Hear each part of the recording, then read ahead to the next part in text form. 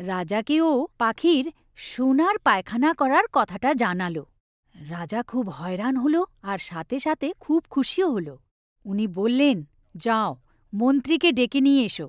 এই পাখির উচিত পুরস্কার এই শিকারীর প্রাপ্য। কিছুক্ষণ পরে মন্ত্রী এলেন, কিন্তু মন্ত্রী যখন সেই পাখিটিকে দেখল, ও নিজের মাথা খেলালো আর বলল, মহারাজ, এরকম কি কখনো হয়? কোনো পাখির পায়খানার ড্রপলেট সোনায় বদলে যায়? মনে হচ্ছে এই শিকারী আপনাকে বোকা বানিয়ে আপনার কাছ থেকে কিছু পুরস্কার আদায় করতে চায়। রাজাও মন্ত্রীর কথা এসে গেল।